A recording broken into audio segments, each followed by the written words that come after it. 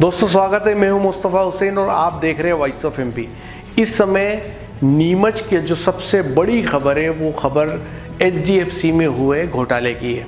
इस पे लगातार चर्चाओं का पासार घर में। आज एचडीएफसी के जो नीमच के ब्रांच मैनेजर है कपिल चौबे,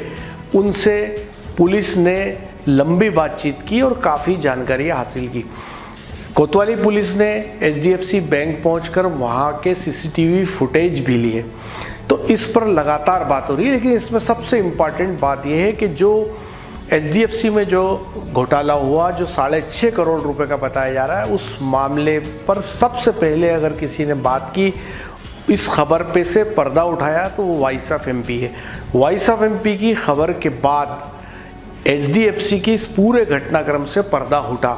लेकिन इसके साथ साथ एक ख़ास बात और हुई कि वॉइस ऑफ एमपी ने जो खबर दिखाई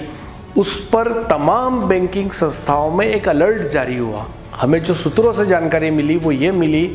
कि वॉइस ऑफ एमपी ने एचडीएफसी घोटाले पे जो रिपोर्ट की, उसके बाद तमाम बैंकिंग ऑर्गेनाइजेशन जो है, जैसे आईसीआईसी बैंक है, एयू स्मॉल है, एक्सिस है, एसबीआई है और दूसरे तमाम बैंक, उन तमाम बैंकों ने अपने यहाँ भी एक अलर्ट जारी किया। वो ये अलर्ट ये जारी किया कि वो अपने यहाँ के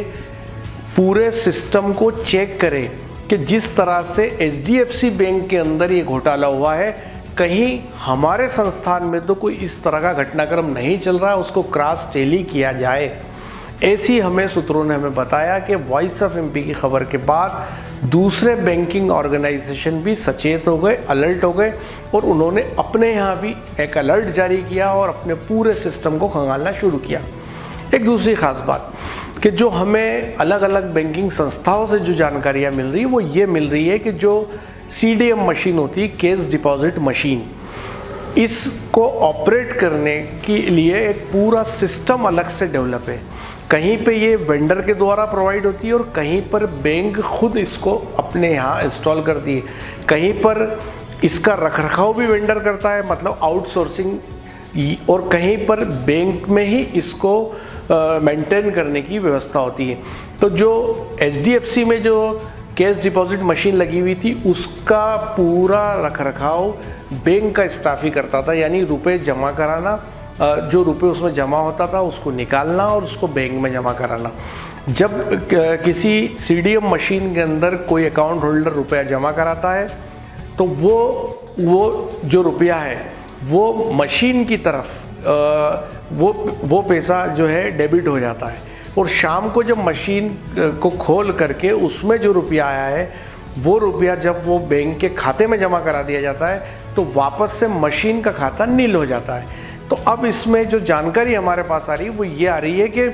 जब लगातार जो रुपया account holder cash deposit machine में जमा कराते रहे और मशीन के खाते में जो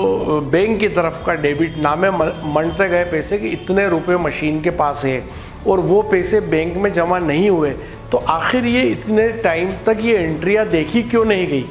और ये एंट्री देखने की जिम्मेवारी किसकी थी? जब मशीन का जो अकाउंट है उसके नामे जब पैसे बढ़ते गए कि इतना रुपया जब मशीन ने लिया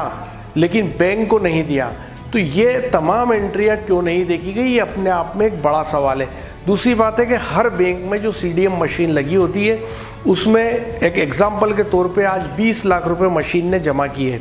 तो वो बैंक अकाउंट मशीन के खाते में नामे मांड देता है। शाम को जब फिजिकली वो कैश बैंक के चेस्ट में जमा हो जाता है तो वापस से मशीन का अकाउंट नील हो जाता है। लेकिन इसमें इतनी बड़ी रकम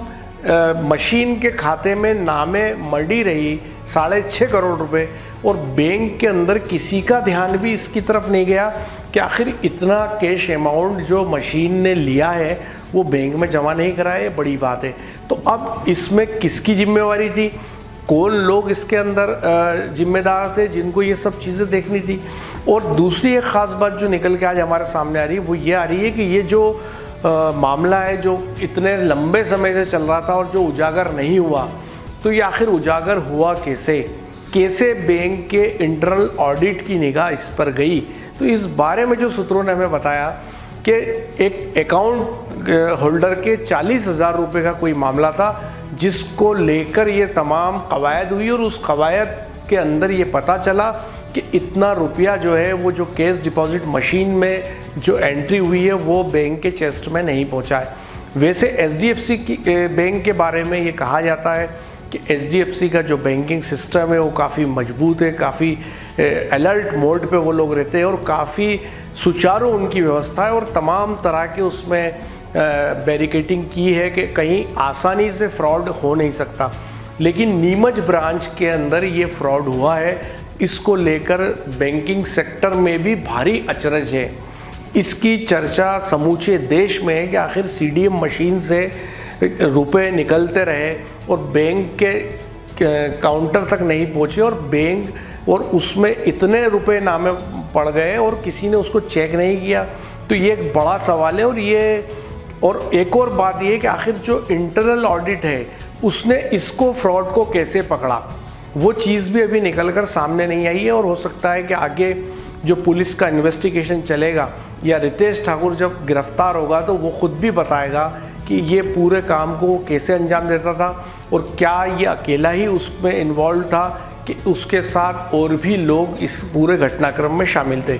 लेकिन चूँकि आज के समय में जबकि पूरा बैंकिंग व्यवसाय जो है पूरी तरह ऑनलाइन है और उस पर पैनी नज़र होती है हायर अथॉरिटीज़ की, जैसे एग्जाम्पल के लिए नीमच का भी कोई घटनाक्रम है तो उस पर हेड ऑफिस तक की नज़र होती है, क्योंकि बैंक में अब जो उनके यहाँ जिस तरह जो भी काम होते हैं उनके लिए अलग से सारा अरेंजमेंट है। जैसे सीडीएम मशीन की बात करें तो तमाम बैंकों ने सीडीएम मशीन को लुक आफ्टर करने के लिए एक अलग से पूरी चेन बना रखी है। उन अथॉरिटीज़ का काम जो हायर लेवल पे बैठी है उनका काम यही है कि पूरे देश भर की जो मशीन है उसको लुक आफ्टर करना, उसको देखना कि ये सिस्टम सही ऑपरेट हो रहा है कि नहीं। और जो बैंकर से जो इस बारे में बात कर रहे हैं उनसे कई बैंकर से अलग अलग बैंकों के जो से जुड़े हुए लोगों से हमारी बात हुई, उनको भी इस बात पे आश्चर्य है कि जब इतना रुपया डेबिट हो गया मशीन की तरफ तो वो एंट्री पे नज़र क्यों नहीं गई। क्योंकि किसी भी बैंक के अंदर अगर 10-20 हज़ार 25 हज़ार रुपये का भी अगर कहीं इधर उधर एंट्री हो जाती है तो यहाँ से लेके हेड ऑफिस तक भूचाल आ जाता है और पूछ परख शुरू हो जाती है। क्योंकि बैंकिंग का जो पूरा मामला है वो ऑनलाइन होता है, एक एक चीज़ की एंट्री होती है और ये पूरा भरोसे और विश्वास का काम है। इसमें यदि ज़रा सा भी विश्वास ख़त्म हो जाता है तो पूरी व्यवस्था धूमिल ख़राब हो जाती है और अकाउंट होल्डर का भरोसा उठ जाएगा तो वो रुपया बैंक में नहीं रखेगा। इसलिए कई स्तर पर बैंकें चौकन्नी रहती है। यहाँ तक कि जो ब्रांच मैनेजर होता है वो अपने जो मातहत स्टाफ है उसकी लाइफ स्टाइल को भी स्कैन करता रहता है कि जो उसके मातहत कर्मचारी है वो किस तरह के लोगों में उठते बैठते हैं, उनका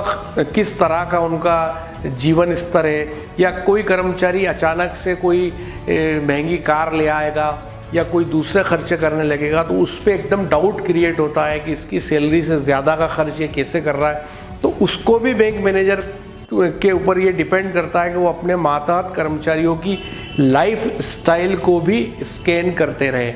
तो और अलग अलग स्तर पे अलग अलग तरह की स्क्रूटनी बैंकों में चलती रहती है, लगातार चलती रहती है। तो इन सब के बावजूद एचडीएफसी बैंक में 6.5 करोड़ रुपए तकरीबन